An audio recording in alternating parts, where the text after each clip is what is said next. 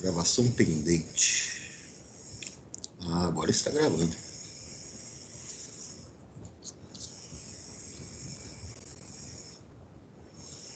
Eu vou aqui espelhar a apostila de vocês, né? Para a gente começar aqui nossos novos assuntos. Deixa eu achá-lo aqui. Tá aqui a apostila nova. Vê se tá dando para ver aí, pessoal. Sim.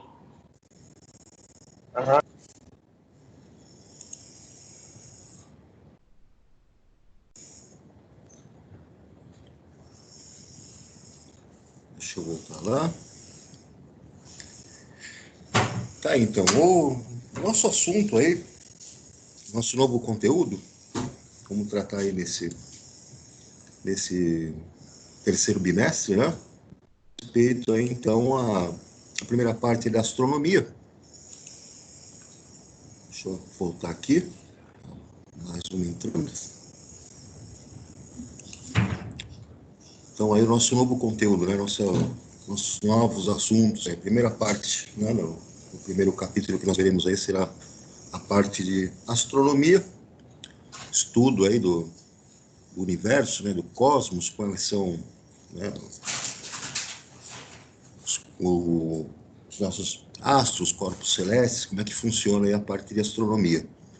E o segundo capítulo, que vai ser o capítulo 6, nós vamos ver um pouco de genética, né? A parte de linguagem, né? Informação biológica em termos de genética. Aí já entra mais na parte de biologia, né? O capítulo 5 aí, a parte de astronomia, se refere a um ramo da física, né? Que estuda aí os astros, estuda lá o universo. E o capítulo 6 está associado aí já ao campo da biologia. Tem mais um aqui que entrou, deixa eu ver quem mais eu tenho. Então temos aqui Ana Clara, Anderson, Eduardo, Gustavo Martins, Gustavo Pierre, Levi, Sandro, Sofia e por enquanto só. Então vamos lá, voltar lá na minha apostilinha, ampliar aqui para vocês.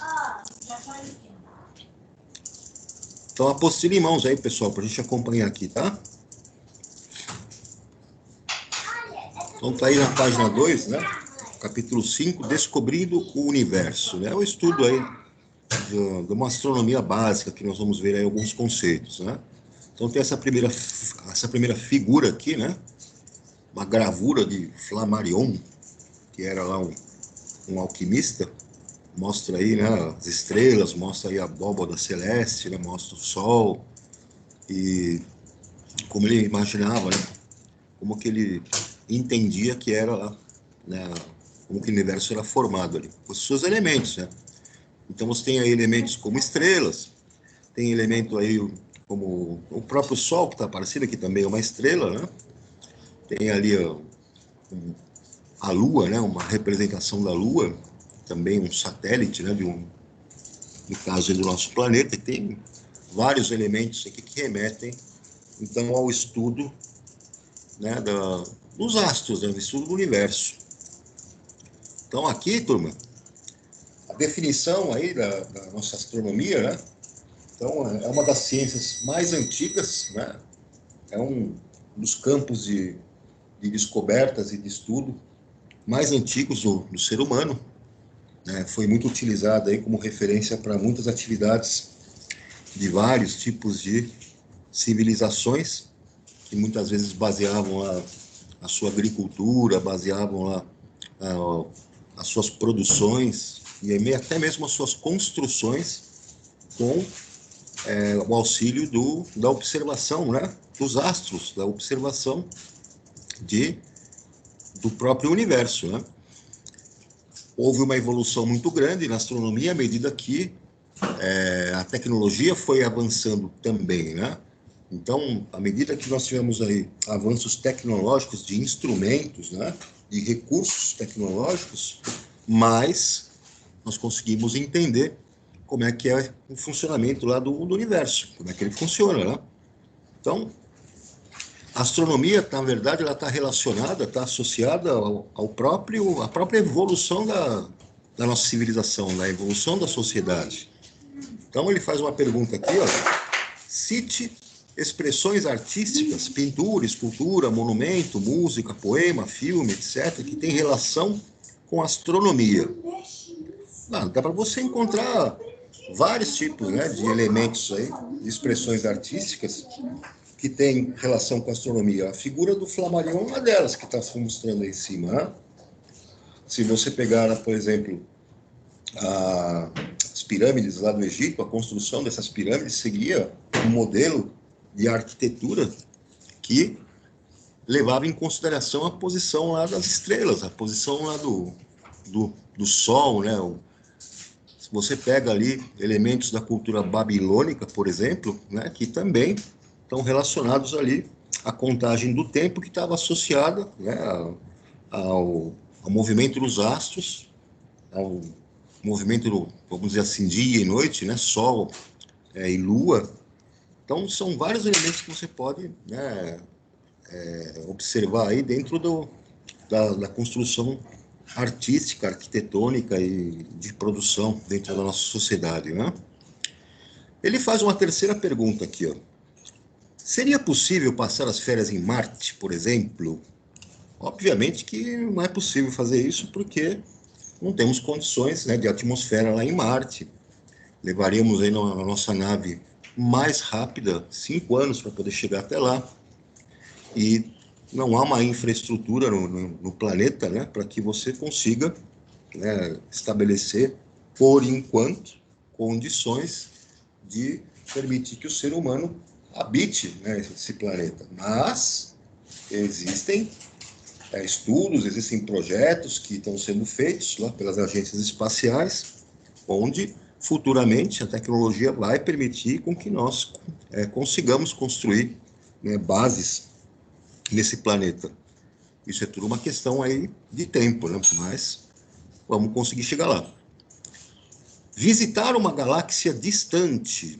Será que é possível visitar uma galáxia distante dentro da nossa realidade? Bom, na nossa galáxia, ela já é imensa. Nós precisaríamos aí de... se nós formos pegar aí a nossa galáxia de uma ponta a outra, com 150 mil anos-luz, né, de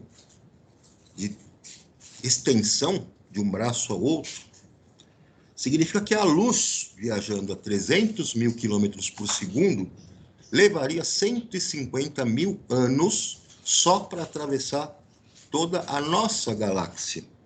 Então, imagina você chegar numa outra galáxia, né?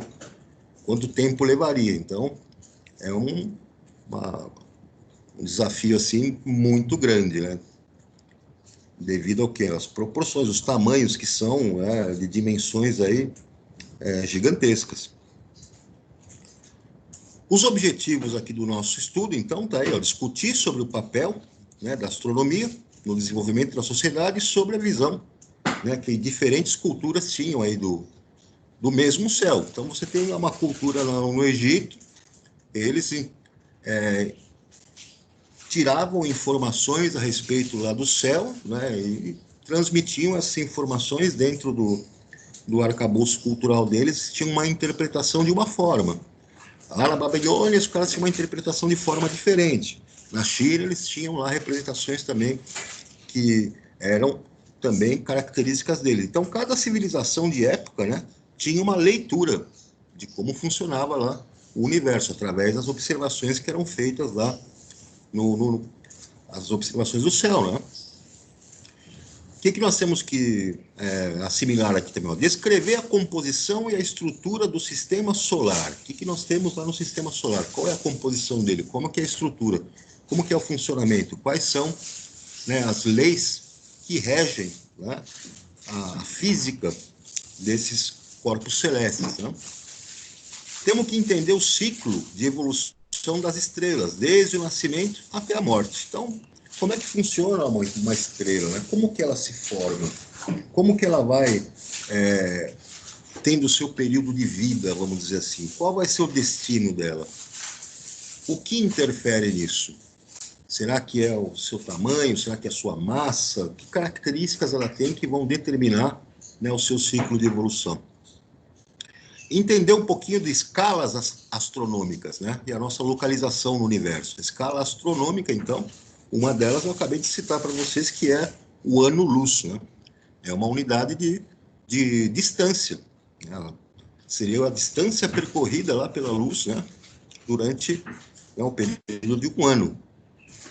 E também discutir aqui um pouquinho sobre a possibilidade de sobrevivência humana fora da Terra. Então, aqui é um outro aspecto dentre o qual nós vamos discutir como é que está a nossa evolução tecnológica, como é que estão os investimentos nessa evolução tecnológica que permita que nós possamos aí futuramente colonizar outros planetas. Até aqui tudo bem, pessoal? Sim.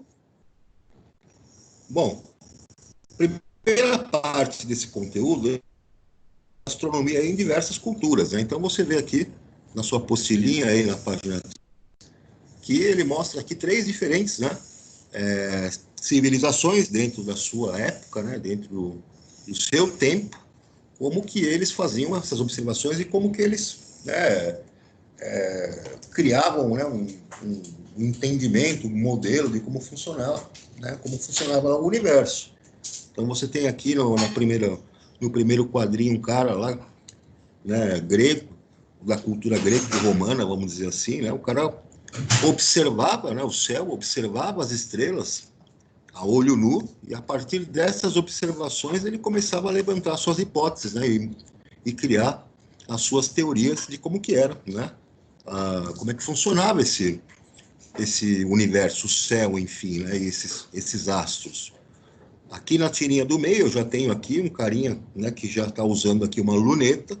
Então vejam que ele já tem agora, né, um instrumento que foi criado, né, foi projetado para que se melhorasse a observação desses astros, né, desses corpos celestes. Então já houve uma evolução tecnológica que permitiu que ele tirasse novas conclusões, que ele pudesse estabelecer novos modelos, né, a partir de uma visualização melhor. E aí, na última tirinha, nós temos aqui o pessoalzinho, a menininha olhando aqui também numa luneta, tem um rapaz aqui com um laser, né? E esse laser está sendo utilizado aí também como um instrumento com maior avanço tecnológico, o que vai permitir, então, que você tenha melhor entendimento, que você tenha mais informações de como que vai funcionar lá o nosso universo. Então, num primeiro momento aqui, o nosso material, a nossa apostila, ela cita algumas civilizações aí que começaram a fazer esses estudos, a fazer os questionamentos, a começar a utilizar, né, da observação dos corpos celestes. Ele mostra aqui, por exemplo, os babilônicos, né? Os babilônicos aqui, olha, 1900 a 1600 antes de Cristo, né, os caras já tinham um calendário lunar, por exemplo. Esse calendário lunar, eles observavam que a Lua, né, tinha fases, né? As 4 fases de Lua cheia, Lua minguante, Lua nova, Lua crescente, e que isso acontecia com uma duração lá, né, do período lá do lunar de 28 dias, né, ou 4 semanas, 7 dias. Também eles percebiam o seguinte, né, que os babilônicos foi uma coisa bastante interessante, porque quando eles começaram essa contagem de tempo, né, hoje nós trabalhamos com tempo aí em 1 hora, tendo 60 minutos, 60 minutos, tendo 60 segundos. Né? Então, esse número de 60, né, ele acabou aparecendo pelo uso das mãos, na contagem lá com os dedos, né, que a pessoa tem. Então, a pessoa tem 5 dedos em cada mão, 2 mãos, né? 5 dedos em cada pé. Se você pegar, né, esse total de dedos e entender que cada dedo tem 3 falanges, né, cada um dos dedos que nós temos no nosso corpo tem 3 ossos que formam ele. Você pega esse 5, multiplica lá por 3, vai obter 15. Para cada mão. 15 de uma mão com 15 da outra mão, você já tem 30. E mais 15 de um pé e 15 do outro pé, você soma, então, 60 falanges. Esse número 60, então, era um número que eles começavam a já utilizar para fazer as suas contagens, inclusive com relação à contagem do tempo. Inclusive também para as divisões dos ângulos, né? Os ângulos que nós temos aí, se você pegar lá em termos de segundos, né? 60 segundos, se você começar a jogar isso lá para a sua geometria, você vai perceber lá que há um ângulo completo, ou seja, de uma circunferência completa, o ângulo, né, de uma volta corresponde lá a 360 graus, né? Então vejam que também vai ser um múltiplo de 60. Então, os babilônicos aí tiveram uma contribuição muito grande para quê? Para que se fizesse a contagem do tempo, e essa contagem de tempo estava associada ao quê? Ao movimento dos corpos celestes. O movimento da Lua, que eles observavam muito bem, né? Então, com esse movimento da Lua, eles já começaram a dar a introdução para um calendário lunar, e esse calendário lunar, ele aproxima muito bem, hoje, do nosso mês aí de 30 dias, uma contagem, né? Os incas, aí, ele mostra também que ele eram um povo, assim, bastante avançado. Eles já começavam, né, a associar umas representações que eles tinham, né, com constelações que eles podiam observar, né? Então, mostra uma figura de uma lhama, né? A lhama negra, que é associada, então, a uma constelação que eles tinham condições de observar lá no céu. Os incas também já sabiam como é que funcionavam os solstícios, né? Solstício, então, seria solstício de verão, solstício de inverno. Esse solstício é uma situação onde eles percebiam que havia uma mudança, né, lá na posição que eles observavam do Sol, um alinhamento que o Sol fazia com relação ao horizonte, e esse alinhamento era característico da época onde estava acontecendo, então, a mudança, né, das estações. Então, eles percebiam que nessas mudanças de estações, quando estava se aproximando desse período de solstício, era o start que eles tinham, por exemplo, para começar a fazer as plantações, a fazer a cultura deles. As construções que eles faziam, digamos assim, as pirâmides que eles tinham lá, tanto os incas, né, quanto maias, eles utilizavam coordenadas, né, para fazer o posicionamento dessas pirâmides de acordo com a posição dos astros, né? Direcionados para uma estrela, direcionados para o nascimento do Sol, enfim, várias situações onde na arquitetura de construção das suas pirâmides eles levavam em conta as observações que eles faziam, né, do céu. Então, já naquela época, né, eles já tinham, né, já havia gravuras que eles haviam feito lá, e informações a respeito de constelações que eles observavam e associavam essas constelações com animais, né, como o caso aí da lhama, com insetos, né, enfim, de acordo com a observação que eles faziam, pela formação daquela constelação que eles observavam, eles então associavam aquilo a algum tipo de animal. Os chineses também, né, fizeram lá suas contribuições. Também os chineses já tinham lá um calendário lunar, né, a partir da observação, né, de como era o ciclo da Lua, isso em 1500 a.C. também. Né, eles faziam a contagem do tempo de uma maneira tão característica que até hoje, né, os chineses utilizam, né, esse conhecimento, né, essa construção de conhecimento que eles fizeram para trabalhar o ano chinês, né? E claro, de acordo com esse ano chinês, eles associavam, né, as estações do ano, as observações que eles tinham com alguns animais, né? Então, se tinha lá no período de primavera, eles tinham uma constelação que eles chamavam de dragão azul, lá do leste, né? Então, eles já sabiam que estava no período de primavera porque conseguiam observar aquela constelação naquela posição. No inverno, no verão, no outono, mesma coisa, né? Eles tinham associações de constelações, né, que eles observavam e já tinham, então, a informação de em que estação do ano eles se encontravam. Isso era muito útil para quê? Muito útil para poder fazer agricultura, por exemplo, né? Se você vai plantar, você precisa procurar fazer isso de uma maneira prévia, com bastante tempo de antecedência, que se for semente, aquilo vai ter que germinar, aquilo vai ter que crescer, e isso tem que acontecer dentro de um período que seja propício. Então, tem que ser com uma previsibilidade. E se você tem, então, observações de astros que te dão essa previsibilidade, você vai ter, né, sucesso na sua cultura, na sua plantação, na sua agricultura. Não só lá na Ásia, né, na América Central, mas aqui também, né, na América do Sul, os tupi-guaranis aí também faziam observações, né, de Sol, observações da Lua, de constelações, e eles associavam, né, as posições e como que essas constelações apareciam também para prever períodos, né, de chuva, período de frio, calor, né? Isso aí era bastante útil pelo mesmo motivo, pela mesma razão, previsibilidade. O que eu vou poder fazer de plantação, o que eu vou poder fazer de construção, qual que é o melhor período de caça, qual que é o melhor período de deslocamento, quando que eu posso me movimentar, dentro de previsões que eles faziam a respeito das observações que eles faziam lá das constelações, né? Até aqui tudo bem, pessoal?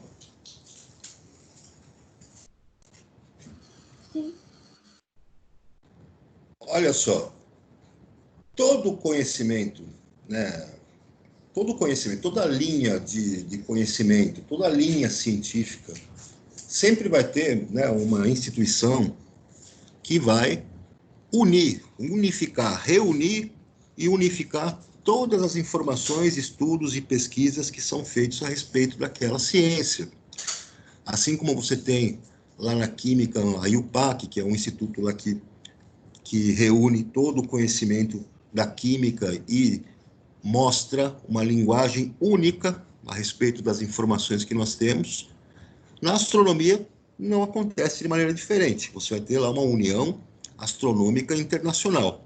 Essa união astronômica internacional, ela vai, da mesma maneira que outras instituições, né, reúnem conhecimentos a respeito de vários ramos da ciência, na astronomia é a mesma coisa. Por que isso é feito? Porque todos têm que falar uma mesma linguagem, né? Senão você vai chegar e, eu vou trabalhar com as informações aí baseado lá no que diziam chineses, ou no que diziam lá babilônicos, ou que se diziam lá incas, né?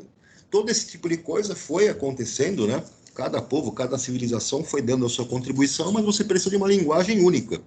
E você precisa reunir o conhecimento, né, dentro de uma união internacional, para que todos falem, né, a mesma linguagem. Então, essa união astronômica internacional, o que ela fez? Pegou o céu, lá, a abóbora celeste, né, e dividiu em 88 constelações. Essas 88 constelações, né, foram dados nomes, né, científicos para ela. Eu não dava por assim, aquela lá vai ser da lhama, aí o Inca acha que é lhama, o chinês acha que é escorpião, o babilônico achava que era, sei lá, caranguejo. Então, o que foi feito? Né? Vamos fazer uma reunião, né, de todos esse conhecimento que nós temos, de todas essas constelações, essas 88 constelações que nós conhecemos até 1930, isso, né? E vamos dar o nome, né, para essas constelações, utilizando lá da linguagem da ciência, que é uma linguagem de origem, lá do latim, né? E seguindo uma tradição, né, de nomenclatura oriunda lá da Grécia. Né? Então, quando você pega aqui no nosso mapa, está se mostrando aqui o nosso mapa, né, astronômico, vocês veem aqui nomes de constelações, Cassiopeia, por exemplo, Perseus, Pégasus, Peixes, Áries, Andrômeda, todos esses nomes aqui, então, lá da nossa origem greco-romana, né? Origem e nomes que são derivados lá do latim. Então, vejam aqui, nesse mapa, chamando a atenção para ele, que ele tem informações, né, bem detalhadas. Você tem aqui Os quadrantes, né, que são mostrados aqui em graus, né, as divisões desses quadrantes, tanto divisões que são feitas de maneira horizontal quanto vertical. Isso é uma divisão que é feita baseado no quê? Baseado nas coordenadas geográficas da Terra. Essas coordenadas geográficas vão ser estendidas lá no céu, né? Da mesma forma que você fez a divisão da Terra para você poder obter coordenadas geográficas em latitude e longitude, a abóboda celeste, né? Quando você olha aquela abóboda celeste no céu, foi feita a mesma coisa. Você traçou linhas imaginárias, né, que definem, então, quadrantes. Quadrantes, então, você consegue enxergar lá as constelações e os corpos celestes, para que você consiga se localizar. Ele mostra aqui, então, em vermelhinho, são galáxias que você tem condições de observar, aglomerados estelares, né, abertos, mostra nebulosas de emissão, estrelas, né, e estrela de brilho variável. Então, isso aqui é possível de você obter em vários aplicativos que nós temos aí hoje no apps que te dão as coordenadas, te dão a visão do céu, né, a partir de orientação de pontos cardeais, né, norte, sul, leste, oeste, e inclinações em graus, né, que você faz para você localizar onde é que está o teu corpo celeste. Tranquilo até aqui, turma? Tudo bem? Sim. Tem um negócio interessante, né? A gente está acostumado a falar constelação, não é isso? Constelação, quando a gente se refere lá, por exemplo, a Órion, se refere lá a Sagitário, quando se refere a diversos tipos de aglomerados ali, como sendo tudo constelação, né? Mas existe uma definição, uma diferença sutil aí, né? Com relação a isso. Qual que é essa diferença sutil, né? A constelação, a definição dela, vejam aqui, né, na página 5, né? Você vai ter uma região delimitada, né, por linhas que compreendem asterismo e outros planetas, cometas, estrelas, etc. Isso é a constelação. Agora, o asterismo é aquilo que você enxerga, o conjunto de pontos que você está enxergando ali, que remetem a você uma figura, né, uma forma imaginária. Então, quando você olha lá para Órion, né, você achou ali a região onde tem esse asterismo que representa Órion, vai representar lá o caçador, né, com seu arco e flecha. Esse é o asterismo, é o que você imagina, a forma imaginária que você teve daqueles pontos, né, que você está observando no céu.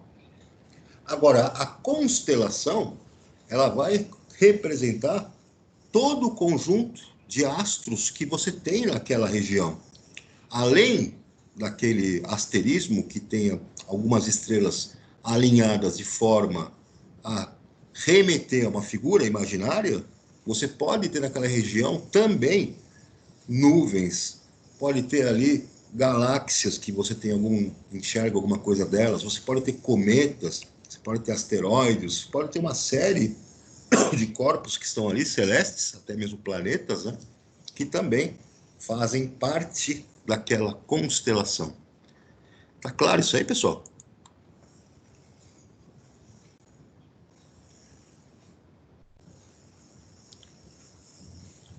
Tudo bem até aqui?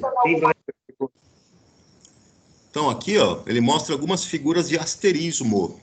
Asterismo. Dentro dessas figuras de asterismo, você está vendo aqui, ó, Escorpião, né? Essas estrelas que fazem parte dessa constelação, não são só elas que estão aqui, tem vários outros corpos celestes aqui presentes nessa região. No entanto, o que você consegue enxergar em termos de traçar linhas imaginárias, fica algo parecido aqui com o formato do escorpião. Isso foi, né, o que você fez de asterismo, que você, né, conseguiu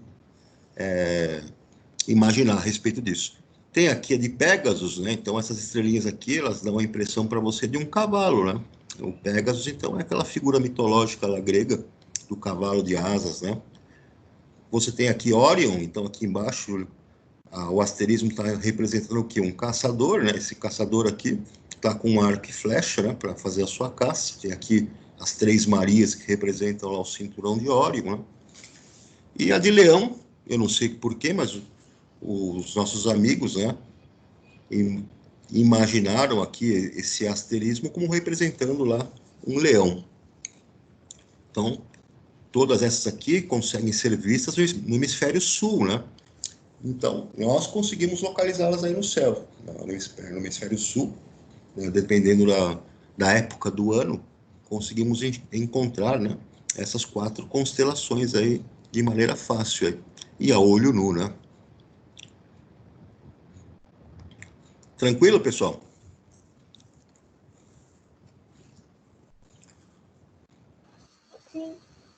Uhum.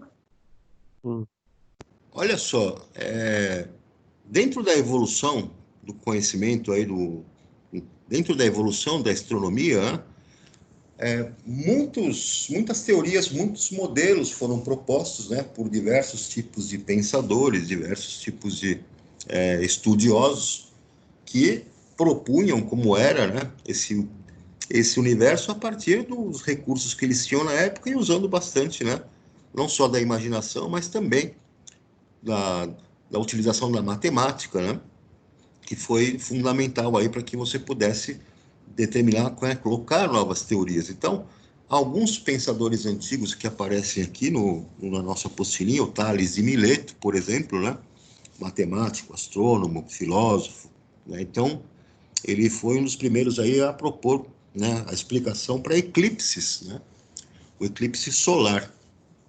O Anaxímenes de Mileto também, outro carinha que fez a proposta de como seria a Terra, né? Não existia conceito de planeta ainda, mas como seria a Terra, né? Então, achava lá que a Terra era plana, né? Uma forma de disco flutuando, né? E as estrelas seriam bolas de fogo. Essa que era a proposta dele, né? Outro colega dele, que é Anaximandro, né? Também filósofo matemático, geógrafo, tal. Os caras lá eram tudo naquela época, né? Tudo junto e misturado. Já propunha que a Terra era um cilindro, né? E que a superfície do nosso planeta ficaria numa das faces desse cilindro. Outro que teve uma boa contribuição aí foi o Aristóteles, né? Então, o Aristóteles, eles já tinham, né, conhecimento de outros corpos, né? Outros astros que eram planetas, né? Além de Sol e Lua, ele percebia que já sabiam da existência de outros planetas, como Mercúrio, Vênus, né? Marte, que estavam ali em condições de serem observados aí a olho nu, né? Então, ele já também imaginava que a Terra poderia ter uma forma esférica, né? E justamente essa forma esférica é que determinava a projeção da sombra, né, da Terra, né, na Lua, lá no eclipse lunar. E não só no eclipse lunar, mas também dentro das fases, né, da Lua. Os movimentos que se faziam desses astros intrigavam lá o Aristóteles. Então ele ficava observando e via que havia, né, uma movimentação desses astros, e essa movimentação que era difícil de se explicar. Né? Qual que era um pensamento único? Um pensamento único é que a Terra seria, né, imóvel, fixa, e todos os outros astros é que se movimentavam, né, no céu. A movimentação era deles. Então, era uma situação onde a Terra ficaria, né, parada como centro ali no nosso universo, e todos os outros astros é que faziam movimentações no céu. E como essas movimentações, na maioria das vezes, aconteciam sempre de um ponto do horizonte para o outro, ou seja, de um ponto cardial para o outro, isso fazia sentido, mas tinham alguns astros, alguns corpos celestes, como planetas, no caso Marte, né, que faziam o tal do movimento retrógrado. Ou seja, eles iam acompanhando as demais constelações, os demais astros, mas tinham algumas situações onde eles voltavam e depois iam novamente. Ou seja, faziam um movimento de vai e vem. Esse movimento retrógrado é complicado, é difícil de explicar por que havia essa alteração nessa trajetória, né? Como que isso poderia acontecer? Num modelo, então, geocêntrico, onde a Terra estaria parada e os astros se movimentando, por que aqueles astros, aqueles planetas, né, faziam esse movimento retrógrado? Como que era possível isso, né? Principalmente observando a órbita de Marte. Aí o que acontece, né? Teve esse tal Hiparco, né? O Hiparco, então, ele tentou fazer essa explicação assumindo um modelo excêntrico, né? Esse modelo excêntrico seria onde eu teria movimentações, né, dos nossos corpos celestes se aproximando e se afastando da Terra, como se estivesse fazendo uma trajetória de translação, e nessa trajetória de translação haveria aproximação e afastamento da Terra à medida que ele fosse passando lá no horizonte. O Ptolomeu, né, outro que contribuiu bastante aí com os conhecimentos de astronomia, já utilizou esse mesmo modelo para tentar explicar, né, como é que era esse movimento retrógrado, considerando ainda assim um sistema geocêntrico, um sistema onde a Terra ficasse parada, né, e os outros corpos celestes, né, que fariam movimentos no céu. Então ele mostra aqui no esqueminha como é que era a explicação lá do Ptolomeu, né? A Terra então ficaria aqui nessa situação. Eu teria aqui o corpo celeste, né, ele passando na abóbada celeste lá no céu, indo para leste. Isso aqui seria Marte, mas como Marte está indo para leste e ele ainda assim também faz um movimento dele mesmo de translação, isso explicaria esses rodopios que ele faria para que os movimentos retrógrados, né, fossem explicados. Porém, o que acontece? Esse modelo, né, geocêntrico, né, a gente já sabe, é evidente, né, que a Terra não fica parada lá, não é um modelo geocêntrico de Terra como centro e tudo girando ao redor dela. O Nicolau Copérnico, lá em 1400, propôs o seguinte, é mais fácil de explicar, né, essas trajetórias que esses planetas fazem, esses movimentos retrógrados, a partir de um modelo onde o Sol seja, né, o centro, vamos dizer assim, onde o Sol vai ter, né, os planetas, os corpos celestes orbitando ao seu redor.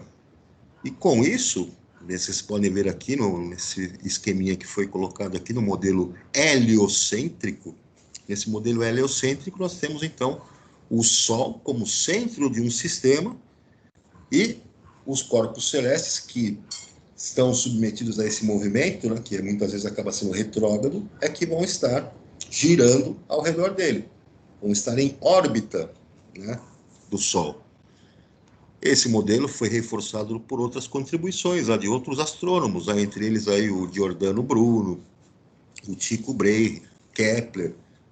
Esse Kepler, inclusive, fez um tratamento matemático, né, propondo como que acontecia esse movimento desses planetas, né, como é que eles orbitavam, propondo lá leis e equações matemáticas que se comprovaram, né, bastante eficazes para previsão e os cálculos de como aconteciam esses movimentos, né, desses astros.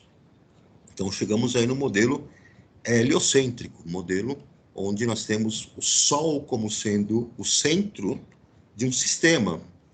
Esse sistema seria então um sistema solar, onde nós teremos os planetas e outros corpos, né, que vão estar ali sob a ação desse Sol, né, sob a ação de alguma coisa que está associada a uma força, né, que faz com que esses planetas orbitem ao redor dele. Nós sabemos hoje que é a força da gravidade, né? Tá aqui tudo bem, pessoal? Sim. Olha só, como é que nós fomos avançando para entender que o formato da Terra é de uma esfera, vamos dizer assim, né? Você não precisa de muita coisa para você comprovar, né, que a Terra tem um formato esférico. Foi o que fez aqui na Alexandria, né, o Eratóstenes, Ele chegou e fez o quê? Bom, ele falou o seguinte, bom, eu vou fazer um buraco, né? Se eu fizer um buraco, e esse buraco, em algum lugar, né, da Terra, né? Por exemplo, eu cavo um buraco lá na Alexandria, e depois cavo um buraco lá em Siena. São aí cidades que estão a 800 quilômetros de distância uma da outra. E quando ele cava esse buraco recebe os raios do Sol. Os raios solares, vocês sabem lá da óptica geométrica, que são raios que se propagam, né, em linha reta, né, que não interferem um no outro, e que são feixes, né, de raios. A luz solar são feixes de raios paralelos. Né? E quando esses raios incidem no buraco, né, eles vão produzir uma certa iluminação e uma certa sombra. Né? O que ele percebia, então? Ele percebia que a sombra que se formava dentro desse buraco, ela tinha tamanhos diferentes nas cidades que estavam afastadas umas das outras. Então, por exemplo, quando você pegava aqui na Alexandria e pegava lá em Siena, os raios solares todos, né, eles acabam se projetando e incidindo todos paralelos, né, e em linhas retas. O que explica, então, a diferença de sombra produzida? Se a Terra fosse plana, de fato, o tamanho da sombra produzida lá no buraco de Alexandria seria igual à produzida lá na cidade de Siena. Teria o mesmo tamanho. No entanto, não foi isso que ele percebeu. Ele percebeu que lá em Alexandria, que está numa região lá na Terra, a projeção da sombra tinha, né, um tamanho menor do que na cidade de Siena. Isso só pode se explicar, esse ângulo de inclinação, só pode ser explicado se a Terra tiver uma curvatura. A única explicação para essa é a curvatura da Terra.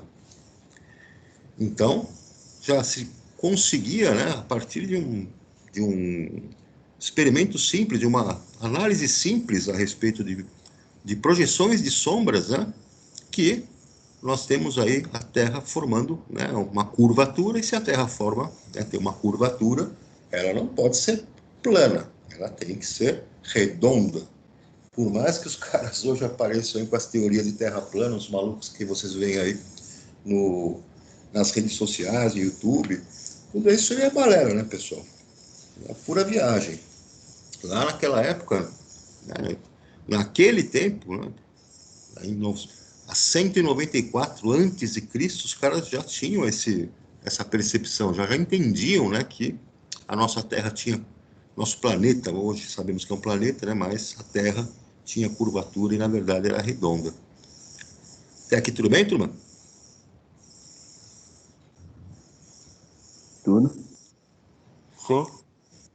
Tem outras, vocês teriam outras sugestões de comprovar que a Terra é redonda, vamos dizer assim, esférica, claro, sem utilizar os conhecimentos da NASA, nada disso, só com coisas que você pode observar no seu dia a dia. Que outras comprovações eu poderia ter?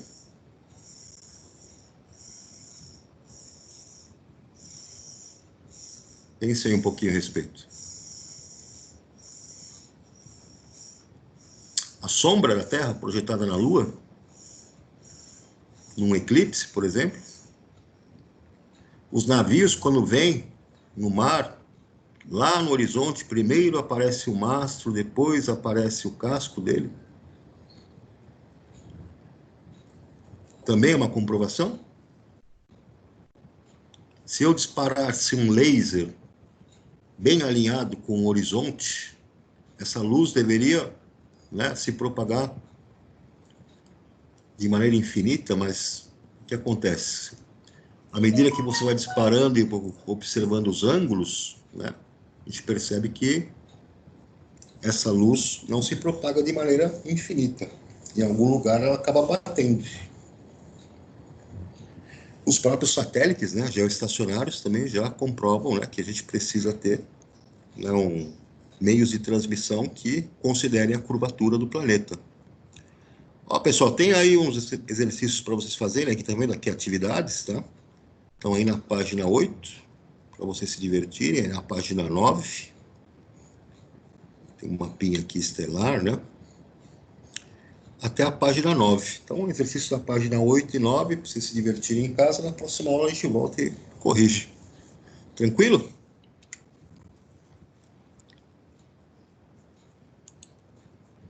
Sim. Dúvida? Dúvida até aqui, pessoal?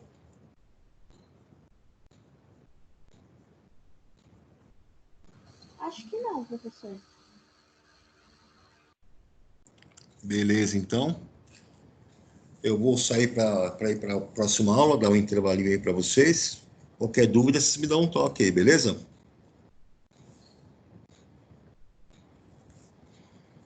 Ok. Beleza, pessoal. Abração para Beleza, todos. professor. Abração para todos. Tchau, Fiquem com professor. Deus e até o nosso próximo encontro. Até. Até mais. Até mais, professor. Tchau, tchau. Falou, tchau, tchau.